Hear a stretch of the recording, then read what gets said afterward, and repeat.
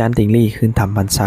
เมืองหลองแจ้งไคเซอร์สมบูรณ์มาแบบบ่ได้นัดหมาย แต่เปียดล้นด้วยมิตรภาพและความหวัง จากกระแสข่าวที่แพร่กระจายในโลกออนไลน์เกี่ยวกับการปรากฏตัวของจันติงลี่ย้อนนักกไฟสื่อดังจากประเทศไทย ปรากฏตัวที่เมืองหลองแจ้งไคเซอร์สมบูรณ์ล่าสุดเพิ่นได้มีการเปิดเผยข้อเท็จจริงและชี้แจงให้พ่อแม่พี่น้องประชาชนลาวได้รับฟังว่าการกลับมาปรากฏตัวในตัวนี้ย้อนสาเหตุนั้นใดและจุดประสงค์อันใดขอเชิญชวนพ่อแม่พี่น้องรับฟังและการชี้แจงของเพิ่นได้ณบัดนี้สบายดีเนาะอาจารย์ สวัสดีเจ้าพอดีมื้อนี้ก็มีคำถามเนาะอาจารย์เนาะมีคำถามเชื่อว่าหลายคนก็อยากรู้คำตอบด้วยกันหลักๆเลยก็คือเนาะ1อาจารย์มาแบบบ่ได้นัดหมาย2ปลายทางของเขาก็คือมาลองแจ้งแสดงว่าเขามายังมาลองแจ้งนี่แล้ววันนี้การที่มาเนี่ยคิดว่ามาเงียบแล้วแต่หลายคนก็อาจจะอยากรู้คำตอบว่าอาจารย์ต้องมีอีหยังแน่ๆ เอฟซีแน่ภาพรุ่นแน่นั่นแหละ คือภาพ เนาะ ตอนนี้อยู่หน้าด้านนั่นแหละ พิ จะเรียก จา ว่า พิจารแล้ว จะรู้เหตุผลเนาะหลายคนก็จะรู้ช่วยอาจารย์แนะนำตอบบางดูว่ามันเป็นยังไงอาจารย์สำหรับในการมาครั้งนี้เอาเนาะกะสบายดีทุกคนกะยังที่ฮู้กันว่าในกระแสความนิยมในตอนนี้หลายคนกะติดตามภารกิจเพราะว่ากะด้วยความเป็นห่วงทั้งสองคนติดอยู่ในถ้ำว่าพวกเขาเนี่ยจะสามารถสานต่อสืบต่อภารกิจได้ซ้ำใดแม่นบ่ก็เลยกลับไปบ้านเนี่ยก็ยัง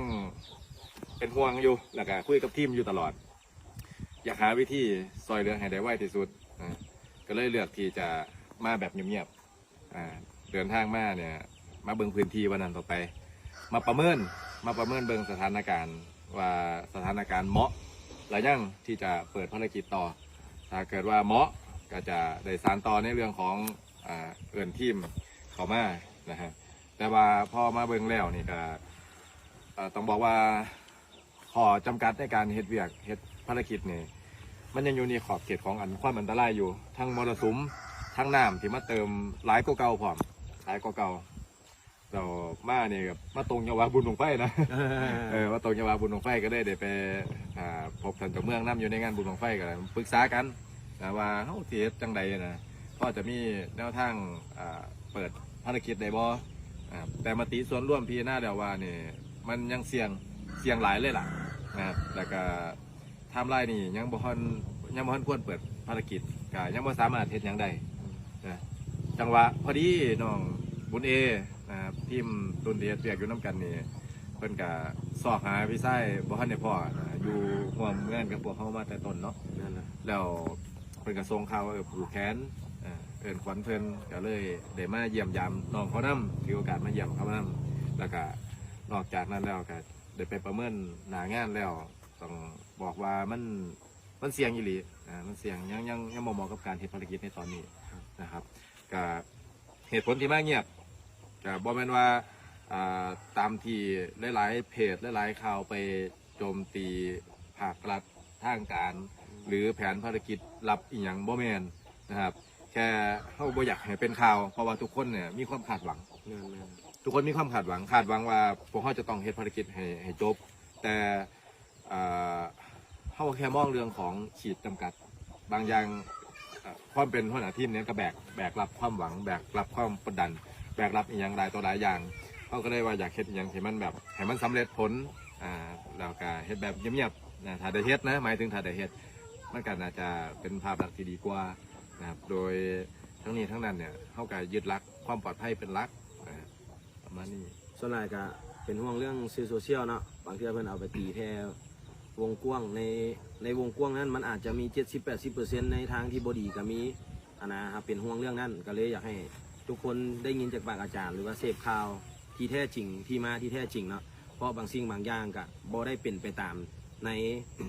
ในสิ่งที่เห็นนั้นก็มีเนาะเพราะว่าทุกมื้อนี้มัน AI มันไปไกลละอยากให้ทุกคนใส่ AI เจนไปแล้วก็ใส่ความคิดเจ้าของไปประกอบแม่นแล้วก็วิเคราะห์ข่าวไปตัว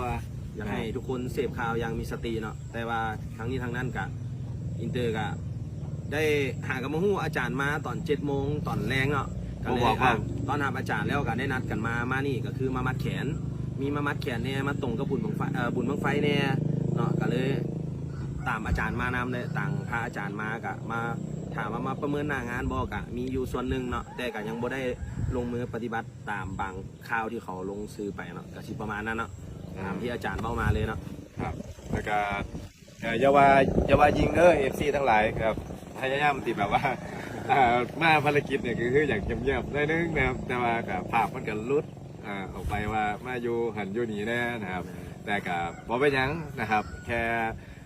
บ่ทันได้กล้าที่จะสร้างความหวังอันเต็มเปี่ยมให้กับทุกคนแต่เหนือสิ่งอื่นใดพวกเฮาเนี่ยความคาดหวังแล้วก็ความสำเร็จในภารกิจงานเนี่ยพวกเฮาก็ยังมุ่งเป้าอยู่ตั้งเป้าหมายอยู่ที่จะเฮ็ดนะครับแต่ทั้งนี้ทั้งนั้นคือมาตีจากส่วนร่วมพิจารณาแล้วว่ามันบ่ปลอดภัยแล้วก็บ่เหมาะควรที่จะเฮ็ดในช่วงมรสุมนี้ตามที่ได้บอกตั้งแต่ต้นแล้วล่ะ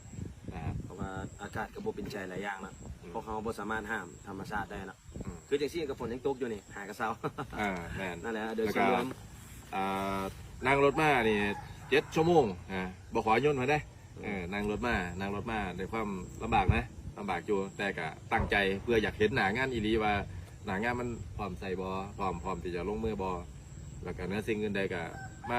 าล้มเรื่องพระนำมาบอกเรื่องพระนำเตรียมการที่จะเอาพระมาถวายเฮ็ดทุกอย่างให้มันถูกต้อง โดย อืม ก็สิประมาณนั่นแหละอาจารย์หลาย อ่า เชื่อว่าหลายคนได้ยินอาจารย์ว่าแล้วก็คือสิเข้าใจเนาะอาจารย์ก็ แม่นก็อย่าผิดหวัง เพราะว่าคนที่ผิดหวังอีหลีแล้วคือพวกเฮาที่ในการเฮ็ดภารกิจจากจะให้มันสักเสร็จเนาะให้มันเรียบร้อยที่สุดแล้วก็สำเร็จผลที่สุด แต่มันกลับไปต่อบ่ได้เรื่องของสภาพการแล้วล่ะพวกเฮาก็มีความในใจหลายคือกันนะครับ เป็นห่วงเมื่อคืนก็ได้ไปคุยกับพ่อกับแม่ของครอบครัวของอีกผู้หนึงนำก็ได้บอกเรื่องเหตุและผลบ่ได้ปะบ่ได้ทิ่มแม่นว่ามีจังหวะเวลาเฮากับฝ่าวมาซองเบิ่งคันแม่นว่าอีกจักหามื้อ7 มื้อคันแม่นฝนมันนิ่งอีกเป็นได้เฮาก็สิเข้ามาซองมันอีก จนกว่าจะสามารถดำเนินการได้โดยความยินยอมจากพื้นที่นำนะครับก็ต้องเบิ่งจากหมอหันเพราะว่าเพิ่นก็ต้องพิจารณาตามความปลอดภัยความเหมาะสม แม่น ของภารกิจเนาะ แม่น อืม ก็สิประมาณนั่นแหละอาจารย์โดยก็ขอบใจอาจารย์เนาะ เด้ สบายดีสบายดี ไป โอ้ ดิ หมอกขึ้นมากหลายเลยเด้หมอกฝน